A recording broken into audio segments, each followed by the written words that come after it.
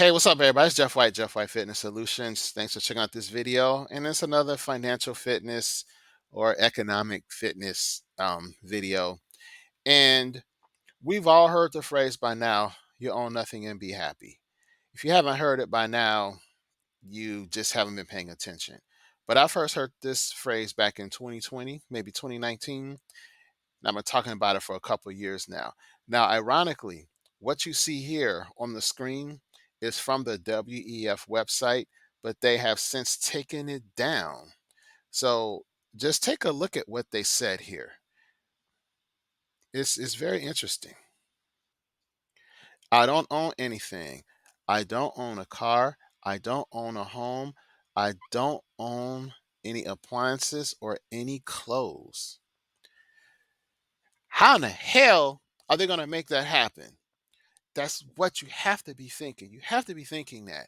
But have you been watching how much rents have gone up, how much mortgages have gone up, how much car insurance is going up? All these things are getting more and more expensive, and people cannot afford the basics in a lot of instances. They're squeezing people. But that's just one part. They're coming after us in another way also, and I want to talk about it right here. And it's something for all of us to think about. So please watch the video. Please like and subscribe to the channel. Please leave me a comment because, again, this is stuff that really isn't discussed, but it's affecting all of us in some type of way. All right, guys, so let's check this out. Okay, so one thing that everyone of every income and tax bracket needs to be aware of is taxes. Taxes are the key, and I'm going to explain why. But I want to look at this wealth tax first. Now, this article first came out in 2019. Now, see what they do is they'll talk about things for years to get people used to it. Kind of like Al Gore and his global warming he's been talking about since the 80s. Just look at how long they've been talking about global warming, and now it's really in the forefront. So anyway, the wealth tax. Now, Bernie Sanders has been talking about it. Elizabeth Warren has been talking about it. And I'll just read briefly here. Um, Elizabeth Warren has a tax policy where she came out in 2019 saying that tax assets of 50 million or more at 2% and assets of 1 billion or more at 3%. Okay. Then Bernie Sanders came out with his wealth tax, and he would tax 1% of the wealth of more than 32 million for married couples, then increase it to 2% for wealth between 50 million and 250 million, and increase it incrementally. Now, what people don't understand is the wealthy are taxed at a much different rate, and the average person, they pay tax on earned income. But you got to remember something though. That's when you have a job. These wealthy people don't have jobs. They own businesses. They have tax breaks and tax advantages. I'm not saying it's right or wrong. I'm just saying what it is. So when these politicians come out and say they're going to tax the wealthy, what wealthy are they talking about taxing? And then also, just really think about this part of it too. When you get a loan from a bank for a business, when you're getting millions and millions of dollars to start a business from a business and get a loan from the bank for millions and millions of dollars, are you taxed on that loan? Are you taxed on that loan money that you get from that bank? And you take that money and you turn around and buy businesses or you start business or whatever. I want you to really think about that. It's a totally different ball game, and a lot of people don't understand that. It's not going to be taxed the same. And wealthy people have so many accountants and tax advisors, and they have tax sheltered investments that all of this is talk. It's a lot of talk, and a lot of people keep falling for it. But what I'm going to show you should really make you think that they are coming after the average Joe. All right, so let's continue on. So to answer my own question in the previous slide, no, they're not taxed on those loans. So they get a $10 million loan to buy property, rental property, whatever. They're not taxed on that. So just let that marinate. Just think about that for a second. And so now you hear these politicians say they want to start taxing the rich. Okay. All right, good luck with that. So now states, and this isn't 2023. States have come up with their own wealth tax proposals, and they are running them through, their respective branches of politics. So let's just look at two.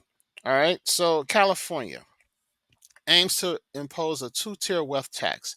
In 2024 and 2025, the bill would impose an annual tax of 1.5% on worldwide net worth exceeding 1 billion. Then in 2026, it would implement the two-tier tax, which would reduce the worldwide net worth threshold to 50 million and impose a 1% annual tax.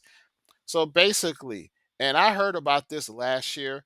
I didn't really pay attention to it, but basically, what they're saying is if you lived in California and then you move to another state or another country worldwide, you still be liable to pay the taxes back in California, even though you moved and are long gone. They still want you to pay taxes. That's insane.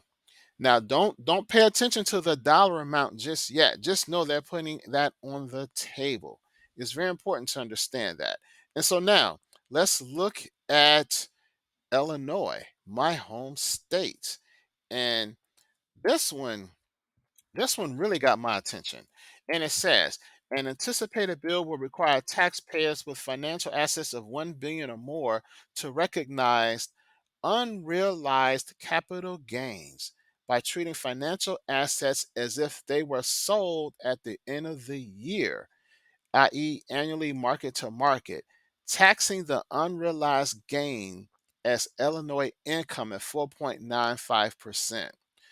So basically, if you have an asset and it has an unrealized gain, you haven't sold it, you still have it in your possession.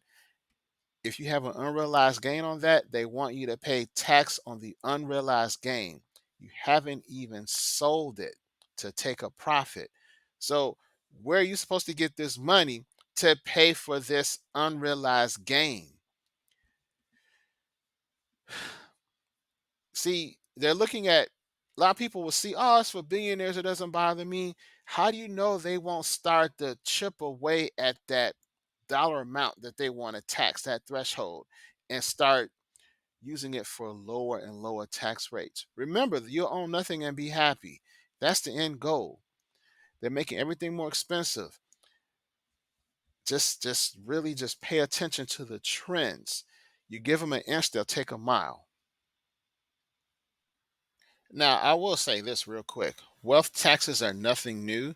And I'll be honest with you, I haven't really studied wealth taxes enough, but just from my personal observations, casual observations, the wealthy don't seem to be hurt by these wealth taxes.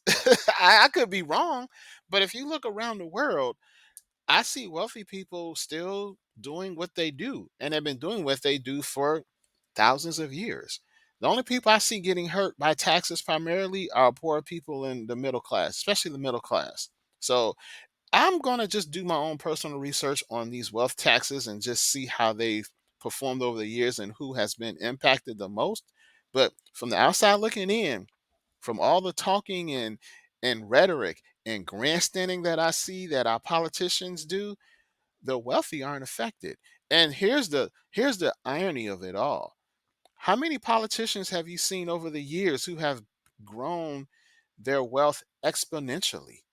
I'm talking about here in the United States, where they even follow some politicians in their stock investments, and they buy the same things they buy. Is it because they have inside information they can buy things before the news hits? I don't know. But all I know is the wealthy don't seem to be affected by any of this at all. So I think it's all a scam, people. It's all a scam. Okay, so this is just a gentle reminder for everyone who says, well, it won't affect me that they're going after the rich people. Well, they're going after you in their own way. Who remembers the $600 rule? Who remembers the uproar that we saw last year when it was reported that companies like PayPal and Cash App and others would have to report any $600 transactions to the IRS. Who remembers that? Who remembers the talk of all those IRS agents that would be hired? What they hiring all them agents for? You think they're hiring all those agents for billionaires? Seriously?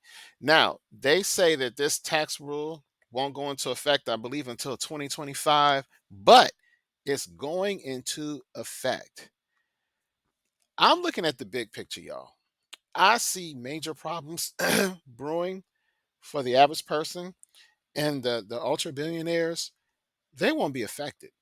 They won't be affected because they have too many loopholes. And another reason I don't think they're going to be affected is because we're talking about billionaires policing billionaires. I mean, we're talking about the same people who say, you got to watch climate change, and we got to, reduce our carbon footprint, while they still fly around in private jets around the world.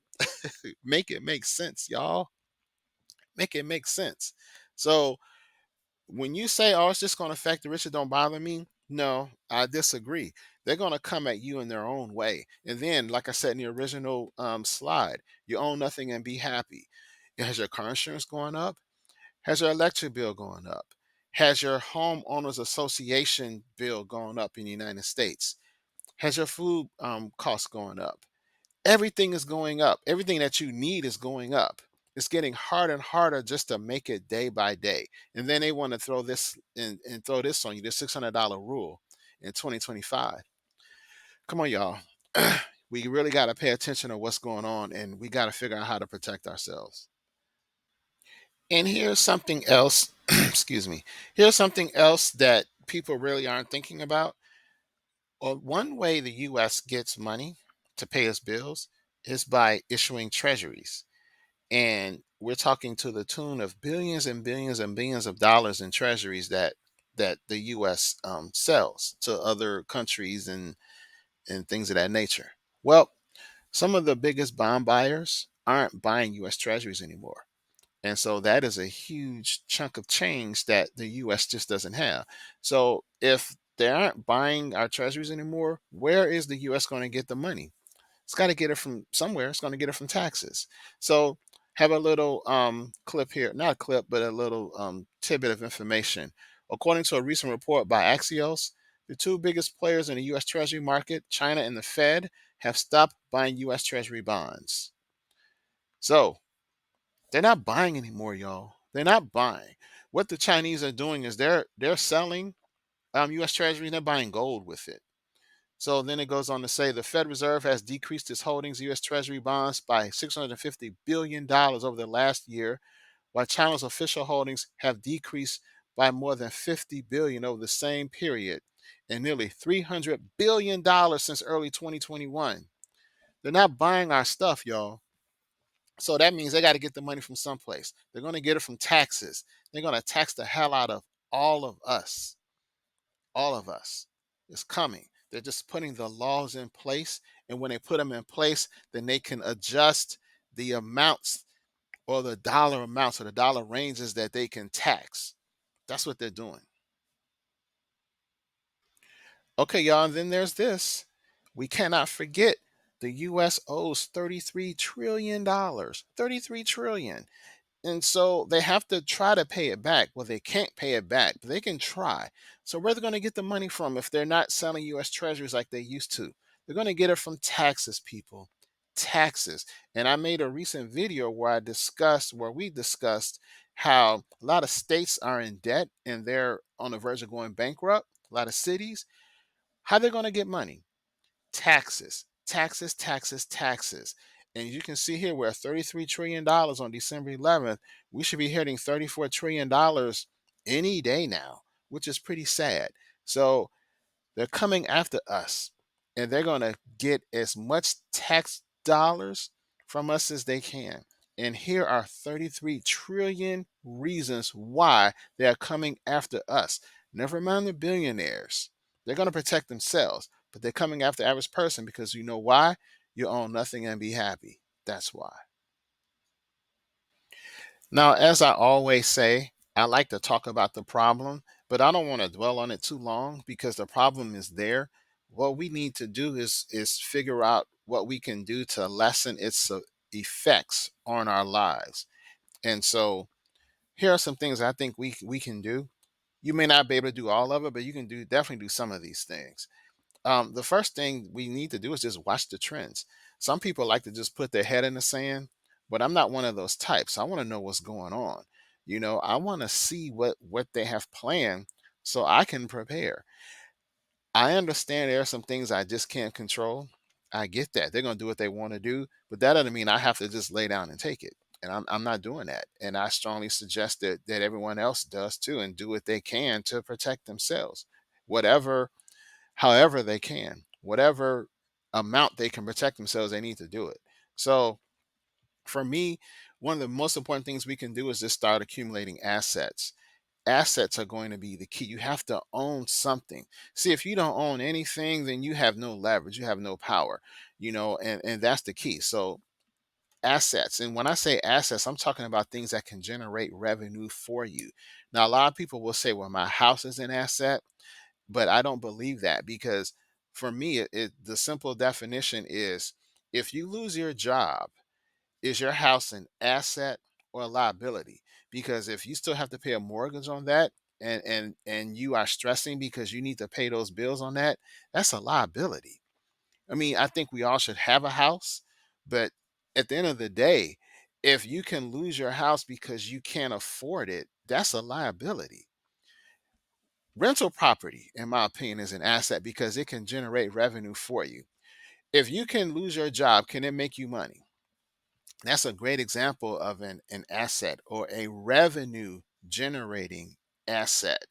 Now, gold and silver are also assets because they retain their value and they will not go bankrupt. So it's different types of assets. So it's very important that you really look at the available options out there and see what you can accumulate. So yeah, you may not be able to pay off your house right now, but if you can get a little bit of gold and silver, you might be able to use that gold and silver to pay off your house or even get rental property. So next, another thing that we can consider doing is work on generating multiple streams of income and passive income because too many of us are relying on one paycheck or one income to pay all our bills. And you can clearly see over the last couple of years, thanks to inflation, things are getting more expensive and your pay is not keeping up with that. But if you have multiple income streams, that could really help you survive or at least get by things that are going on right now. So I personally have books on um, investment strategies, generating passive income, multiple streams of income, and I have an online course on Udemy as well. So I'm going to include the links to that information, but it's very important that we stop relying on that one job to pay all our bills. Because you got to remember something else too. What if you lose that job? And what if you want to work, but you can't find work? That's a huge problem. But if you have money coming in from other sources, especially passive income, that could help you get by. Now, this one is controversial, but it's not controversial to me anymore because I'm really seriously looking at this, and that is relocating to another country. See, when you're in America and some of these other places, and you see what's going on, and people are thinking, "Oh, there's nothing I can do," that's a bunch of bull. I don't know where you live in the world, but here in the U.S., we're seeing immigrants coming over the border by the thousands every single day. They're coming from someplace. They're leaving their home and they're going someplace else in hopes of a new future, a new life. Why can't we do the same thing? Find a place you can go. Just open your mind to it. Not every country in the world is going through what the US is going through. Not every country is imposing all these wealth taxes and doing all these things to their people. Find the countries that are not doing it. Start doing your research and seriously consider if you need to move there. Talk to your family, talk to people you trust, or don't even talk to anybody. But start doing your research now to see if you have an exit strategy. Everybody says you need a bug out bag and a bug out location. Maybe that bug out location is a houseboat a mile offshore. Maybe it is. Maybe when things get crazy, you get you a sailboat and you pull up anchor and you go a mile offshore. You have you a reverse osmosis water treatment filter so you can drink the seawater. You get you some fishing poles, some fishing nets. You stock up on some food. You live on that boat. If things get too crazy, you pick up anchor and you move to an island. And people always say, "Well, there's pirates on the water, so you need to watch out." Well, there are porch pirates on land too. There are pirates everywhere. So what you need to do is you need to have you some security so you can protect your house and your boat. Period. It's just that simple. But open your mind. Don't think you have to stay stuck where you are. Maybe it's time to get up and move. People are moving all over the world right about now. You see immigrants everywhere moving just with the shirt on their back. Maybe we need to start looking into that, doing that too. And last but certainly not least, pray. Just start praying. Start praying to a higher power. Start praying for deliverance. Start praying for an answer. Start praying that things will get better. You got to have some type of belief. You got to have some type of faith. That's going to be very important going forward. So these are just my thoughts, people. Let me know what you think. But I'm sick of this. I'm tired of talking about this stuff.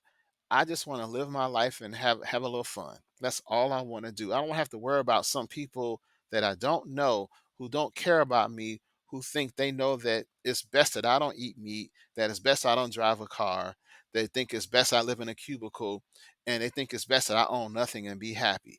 They think it's best I eat crickets. Man, look, you can get out of here with all that. I'm not going for it. I'm not. So I'm going to find things I can do to help protect myself and my family. And if that means relocating, hey, and that's what I got to do. And I strongly suggest you find something you need to do also, because they are coming after us, and this ain't even funny. And the worst part about it is so many people are still not paying attention. And you try to talk to them about this, and they're like, "Ah, you just talking crazy. You conspiracy theorists. You're unhinged."